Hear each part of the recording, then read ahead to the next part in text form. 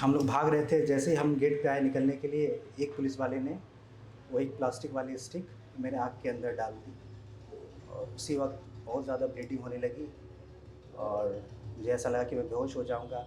फिर उससे मैं भागने की कोशिश कर रहा था क्योंकि जान बचाना था। तो भागने के लिए मैं पीछे की तरफ गया, वॉशरूम की तरफ, और वॉशरूम की तरफ वहाँ मैं छुपा हुआ था। तो उस समय भी कुछ स्टूडेंट्स ने वहाँ पे वीडियो बनाया। वो बाद में वो वीडियो वायरल हुआ, स्टूडेंट्स ने देखा कि मैं एक वाइट हैंकी यूज़ किया था वहाँ पे, वो पूरा ब्लड से भीग गया था। तो मैं काफ़ी देर तक, लगभग आधे घंटे तक वहाँ ऐसे ही रहा। और उसके बाद बाकी मैं शोर सुन रहा था कि पुलिस वाले सारे फ्लोर पे जा रहे हैं, चीख पुकार हो रही है सारे स्टूडेंट्स को। हर जगह से, एक जगह से, टॉयलेट बाथरूम से स्टूडेंट्स को निकाल के वो मार रहे थे।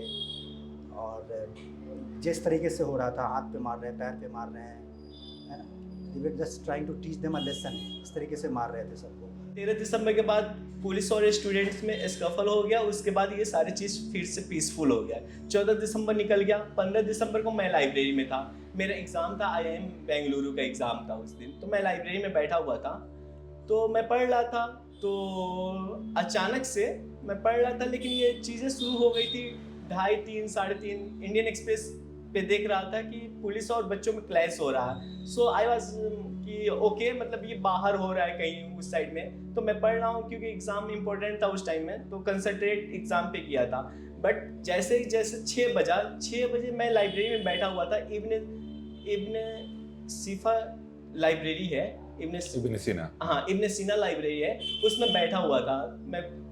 वहाँ पे एक डेजिग्नेटेड प्लेस है, लाइब्रेरी है मास्टर्स स्टूडेंट के लिए। तो मैं वहाँ पे बैठा हुआ था, तो मैं 5-6 बजे मैं सुन सकता था वहाँ पे टीयर गैस की आवाज़, बहुत लाउड आवाज़ आ रही थी, बहुत सफोकेशन हो रहा था क्योंकि एसी था उसमें। तो एसी जब जिस रूम में होती है तो वेंटिलेशन का इशू था, तो ये काफ़ी सफोकेशन हुआ। लेकिन फाइनली क्या हुआ, पुलिस, जो दिल्ली पुलिस के लोग थे, वो 7:30 में, 6 बजे के करीब, नॉट 7:30, 6 बजे के करीब उन्होंने लाइब्रेरी को बार्ज किया।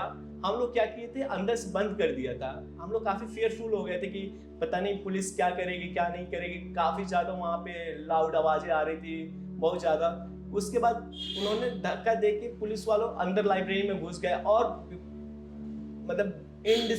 मतलब सबको मारा उन्होंने, सबको लाठी डंडा पुलिस सब कुछ से मारती गई। मिनहाज भी वहीं पे थे और मैं उसी प्रोसेस में मेरा दोनों हाथ टूट गया। उसके बाद पुलिस ने मुझे फर्स्ट एड वहाँ पे नहीं दिया। फर्स्ट एड ना देने के बजाय वो लोग वहाँ पे हमें डिटेन करके, मेरे साथ 2-3 और लोग थे, उनको NFC थाने ले जाया गया, वहाँ पे डाल दिया गया। वो सर्द की 15 दिसंबर, आप इमेजिन कर सकते हो कि नॉर्थ इंडिया में अब 15 दिसंबर क्या ही होता है। नीचे पानी भरी हुई थी, उसके अंदर डाल दिया। आउटसाइड से कोई कम्युनिकेशन नहीं था, ना फर्स्ट एड, कुछ भी नहीं। और बीच में मीनवाइल कितना सारे कम्युनल स्लर्स हमें बर्दाश्त करना पड़ा। उसके बाद क्या होता है कि हमें आउटसाइड से कुछ पता नहीं। उसके बाद कह रहे थे कि तुम लोग, मतलब काफ़ी कम्युनल स्लर्स, आप समझ सकते हो कि कितना उन्होंने गाली दिया, क्या क्या बोला। उसके बाद 12:30 के करीब कोलिन गोंजाल्वेज आते हैं वहाँ पे। कोलिन गोंजाल्वेज सबका नाम लेते हैं। उसके बाद मुझे लगता है, मुझे जब मैं बाहर निकला तब मुझे नॉलेज ये हुआ कि अगर लोगों ने, सिविल सोसाइटी के लोगों ने अगर ITO पे प्रोटेस्ट नहीं किया होता तो इवन हमें फर्स्ट एड भी नहीं दिया गया होता। तो हमें 1 बजे वहाँ से एम्स ले जाया गया। बट आप मेरे जो MLC देखोगे, वो उसमें बहुत फनीस्ट बोल सकते हो, या जो भी है बोल सकते हो, उसमें ये बोलते हैं कि assaulted by others, brought by police. Even वहां पे मैंने बोला था कि assaulted by police and also brought up by police. But उन्होंने जानबूझ के ऐसे MLC बनाया कि assaulted by unknown, brought up by police. फिर उसके बाद हमें 3 बजे फिर NFC थाने में लाई गई। उसके बाद पर्सनल बॉन्ड भरवा के फिर हम लोग वहां से, हमें छोड़ा गया। सुबह में 6 बज गए। फिर उसके बाद मैं अपोलो गया, अपोलो सेकेंड ओपिनियन के लिए। तो सेकेंड ओपिनियन भी जो मिला, तो मेरा मेटाकार्पल फ्रैक्चर था। 3 उंगली इसमें चले गए थे और 2 उंगली इसमें चले गए थे। एक स्टूडेंट्स था, मकसूद नाम था उसका, वो लेके गया था मुझे। वो तो पहले सोचा कि खुद से कर दें, क्योंकि उनको लगा कि ये बहुत सीवियर, मतलब माइनर इंजरी है, उसको हम खुद से कर सकते हैं। तो उन्होंने ले गए पीछे अल्लामा इकबाल हॉस्टल की तरफ, और वहाँ कुछ डेंटल के स्टूडेंट्स थे, तो उनसे कहा गया कि इनकी कुछ फर्स्ट एड कर दो। तो उन्होंने करना चाहा फर्स्ट एड, लेकिन उनसे हो नहीं पाया, क्योंकि उन्होंने जब आँखें खोला जैसे तो उनको पता चल गया नहीं इट्स ग्रेवियस इंजरी है, तो वो कर नहीं पाए। तो उन्होंने कहा कि इसको कहीं हॉस्पिटल ले जाओ। तो फिर वहीं हॉस्टल वालों ने हॉस्पिटल में ही हॉस्टल वालों ने एक एम्बुलेंस अरेंज किया यूनिवर्सिटी का एम्बुलेंस, और फिर वहाँ से अलशिफा हॉस्पिटल लेके आए। फिर अलशिफा हॉस्पिटल में आए हम लोग, तो वहाँ भी जो डॉक्टर्स थे उन्होंने देखते ही कहा कि ये हम लोग इंटरटेन नहीं कर पाएंगे, क्योंकि मैटर बहुत सीवियर इंजरी है और इसमें सर्जरी की ज़रूरत उनको ऐसा लग रहा था। तो वो कर ही नहीं रहे थे। लगभग 1-1.5 घंटा हो चुका था। इसी तरह हम यहाँ से वहाँ घूम रहे हैं, कभी एम्बुलेंस का इंतज़ार कर रहे हैं। फिर अलशिफा में लगभग आधा घंटा हम बैठे रहे। फिर अलशिफा में भी मैंने कुछ जर्नलिस्ट आए तो उनको मैंने वो बताया कि मेरे साथ जो ये हुआ है, तो उनको मैंने बताया। फिर भी वहाँ पर बैठा रहा। फिर हमने कुछ अपने दोस्तों को बुलाया, फिर दोस्त आए, तो फिर वो एक एम्बुलेंस करके तब मुझे एम्स ले गए। फिर एम्स में भी जाने के बाद वहाँ काफ़ी ज़्यादा कागजी कार्रवाई होती है।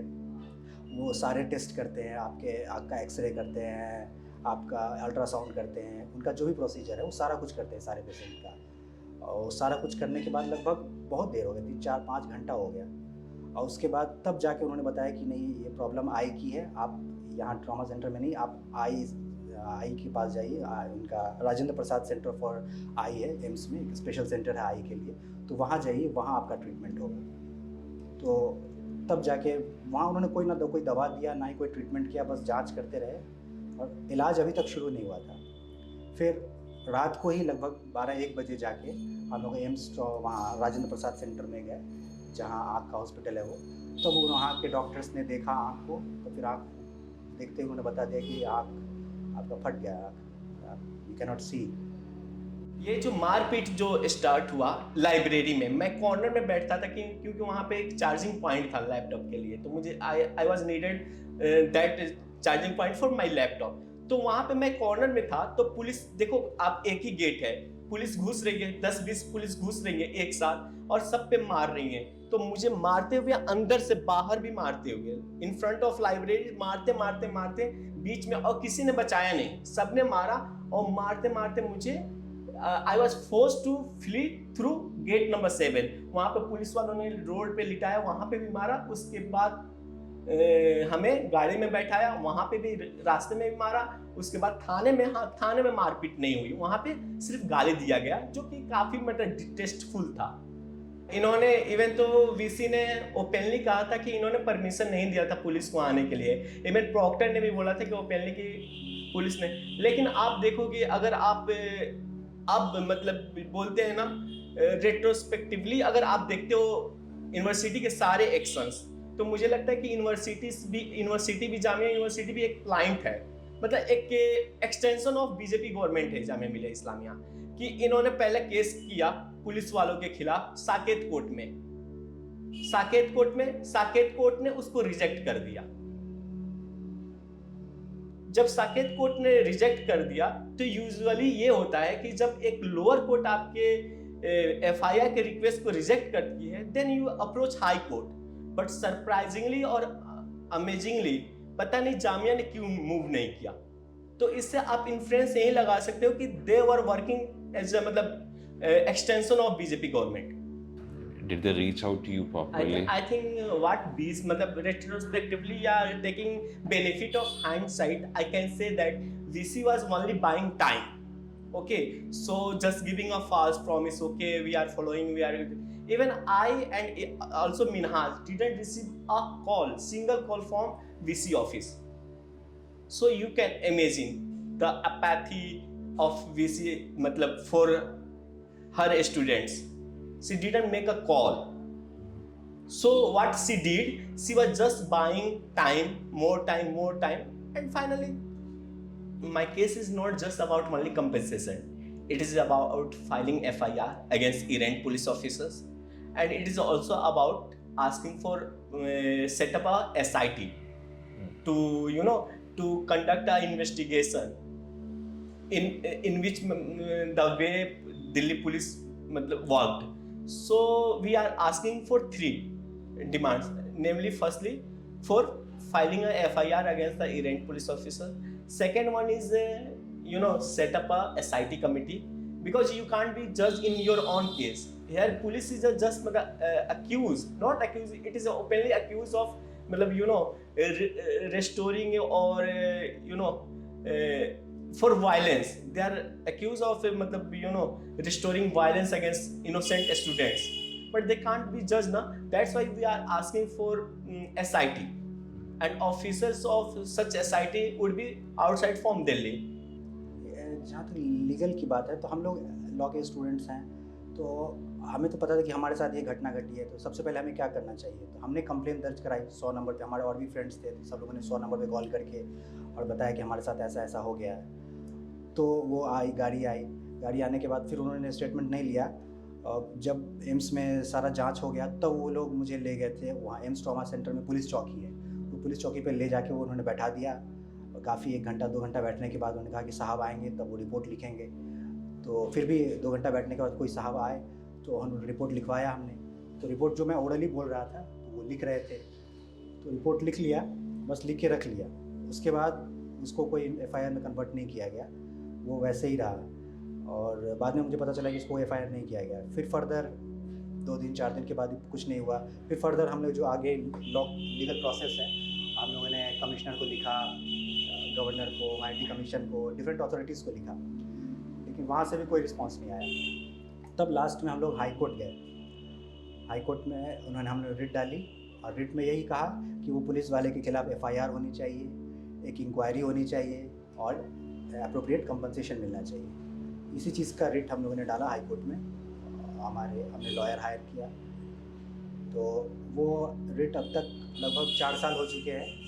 उसमें हेयरिंग होती है, हर महीने डेट पड़ती, महीने 2 महीने पे डेट पड़ती है। लगभग 4 साल होते जा रहे हैं, लेकिन आज तक उसमें कोई भी रिलीफ नहीं दी गई हमें, कोई इंटरिम कंपनसेशन, कोई इंटरिम रिलीफ तक नहीं दी गई।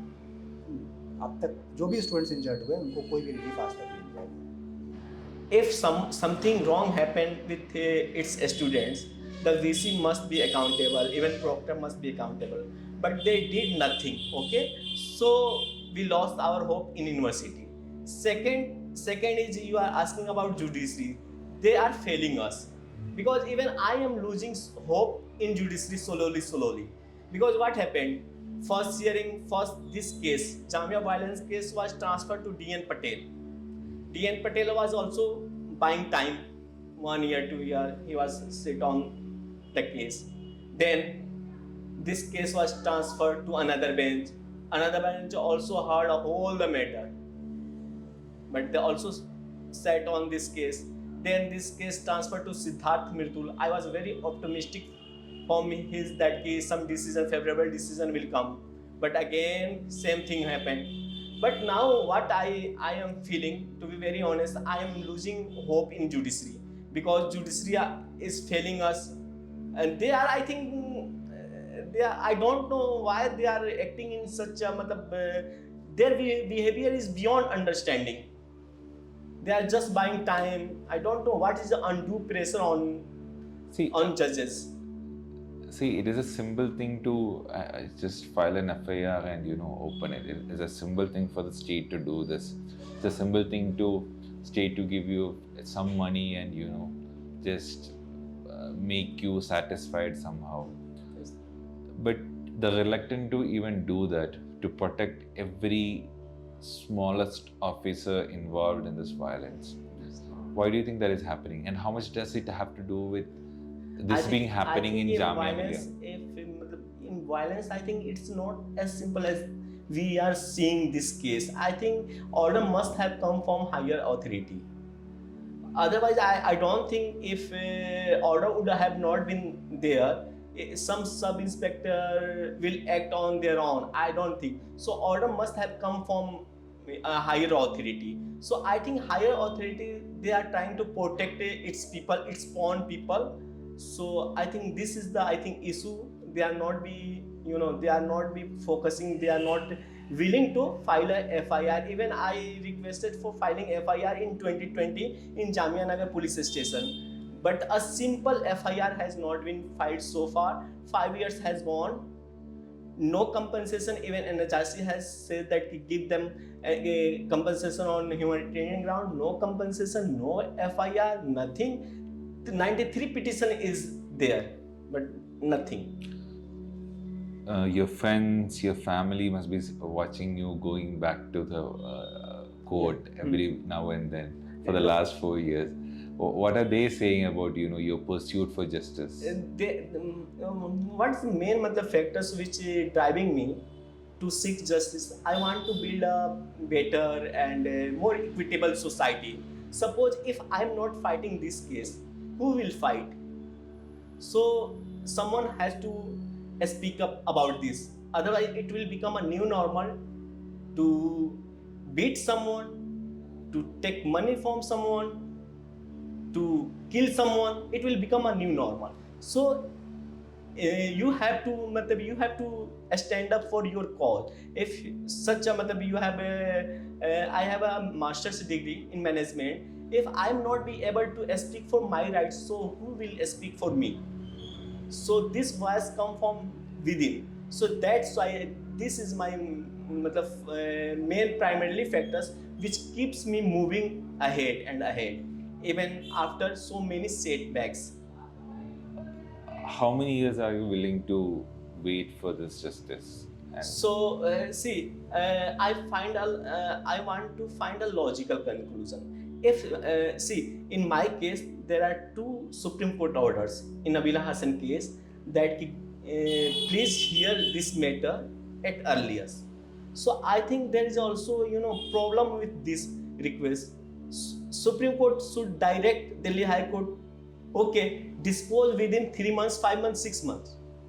But this is not happening. So your question about how long you are able to fight this case, I think I can't tell you definitely how many years, but I will fight this case till my last breath.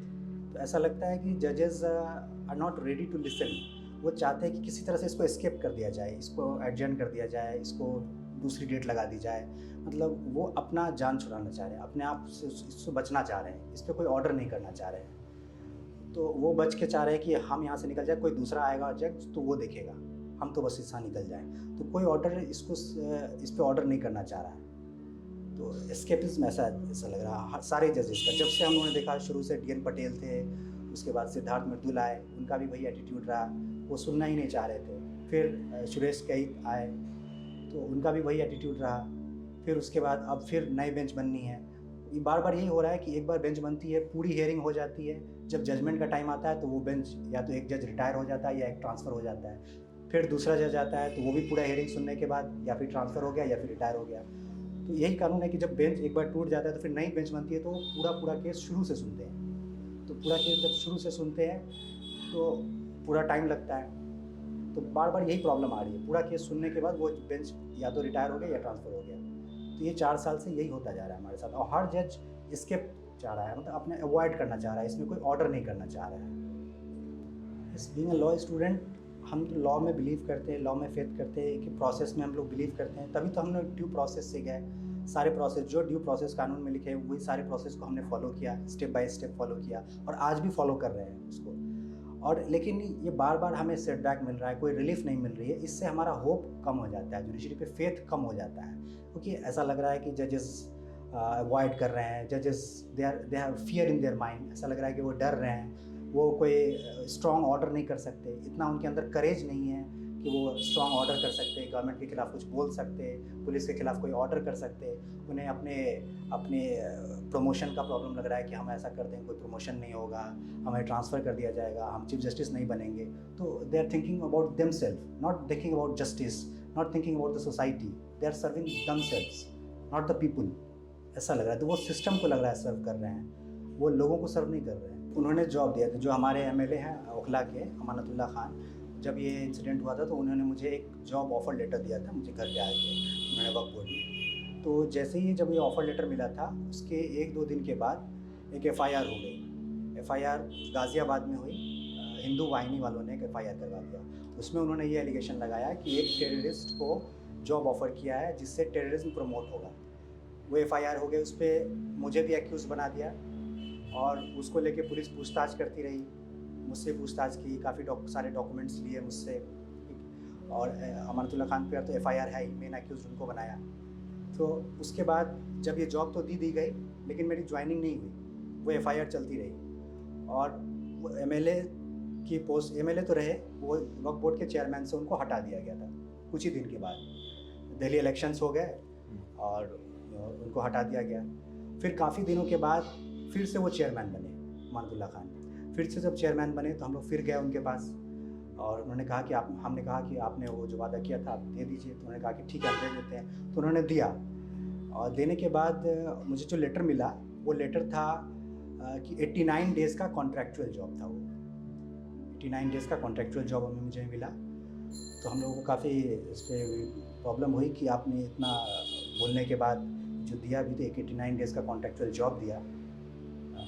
खैर तो उन्होंने जो दिया तो फिर हमने उस पर काम किया। वहाँ जाके मैं जाता था वहाँ कुछ दिन काम किया। काम करने के बाद फिर हुआ क्या कि कुछ ही दिन के बाद एक एफआईआर और हुई अमानतुल्लाह खान के ख़िलाफ़, जिसमें ये ईडी ने उस ईडी की तरफ से वो एफआईआर हुई, जिसमें ये कहा गया कि अमानतुल्लाह खान ने बहुत सारे अपने रिश्तेदारों को और अपने जानने वालों को वक्फ बोर्ड में नौकरी दी, जिसमें मेरा भी नाम था। और उसकी वजह से अब प्रेजेंट सीईओ ने सारे लोगों को निकाल दिया वहाँ से, सारे लोगों को निकाल दिया और केस बन गया। वो ईडी उसकी जांच कर रही है अभी भी, और इसी को लेके ईडी वाले केस में अभी भी अमानतुल्लाह खान जेल में है। और आपका नाम अभी भी है? हाँ, तो उस तो केस 2 में एफआईआर आपका खिलाफ? हाँ, वो एफआईआर में आई थिंक मेन एक्यूज तो नहीं हूँ मैं, मगर है नाम मेरा। वो भी अभी भी क्लोज है? नहीं क्लोज नहीं है, दोनों चल रही है, चल रही है। तो I am not in job, मैं वक्फ बोर्ड में अभी कहीं से नहीं हूँ, लेकिन एफआईआर चल रही है। की बात है कि मुझे मेरे पेरेंट्स यहाँ तक कहते हैं कि जो हुआ उसे भूल जाओ, छोड़ दो, केस मत लड़ो, ना ही किसी से बोलो, ना ही मीडिया से बात करो, बस अपने काम से मतलब रखो, सब कुछ छोड़ दो। Because they are fearing the government, fearing the state, fearing the system, administration, सबको लेके इतना ज़्यादा डर है लोगों में कि कोई सिस्टम से लड़ने को, सिस्टम से सवाल करने को तैयार नहीं है। एवरीवेयर हमारे पेरेंट्स यही बोलते हैं कि मत करो केस, लेकिन पर्सनली मैं उनसे छुपा के भी, उनको ना बता के फिर भी केस को परस्यू कर रहा हूँ। हर डेट पे जाता हूँ और अपेयर होता हूँ और अपना केस को आगे परस्यू करने की कोशिश करता हूँ। ये मैं क्यों कर रहा हूँ? ये क्यों कर रहा हूँ कि हाउ कैन आई स्टॉप? मेरे साथ ये हो गया और मैं लॉ में बिलीव करता हूँ, मैं सब कुछ भूल जाऊँ, सब कुछ छोड़ दूँ, तो क्या होगा? कल होके भी किसी और के साथ होगा ऐसा, वो भी छोड़ देगा, तो फिर लॉ का मतलब क्या रह जाएगा? सारे इंस्टीट्यूट्स का मतलब क्या रह जाएगा? बड़े बड़े जामिया में आप लॉ पढ़ाते हो, और लॉ में किसी स्टूडेंट के साथ इतना बड़ा इंसिडेंट हो जाता है और कुछ नहीं, उसका रिजल्ट कुछ नहीं, ना ही किसी के खिलाफ एफआईआर होती है, ना कोई कंपनसेशन, तो कोई मतलब नहीं रह जाएगा। तो मैं ये चाहता हूँ कि आगे आने वाले और भी किसी स्टूडेंट के साथ ऐसा ना हो, लॉ का एक डर बना रहे।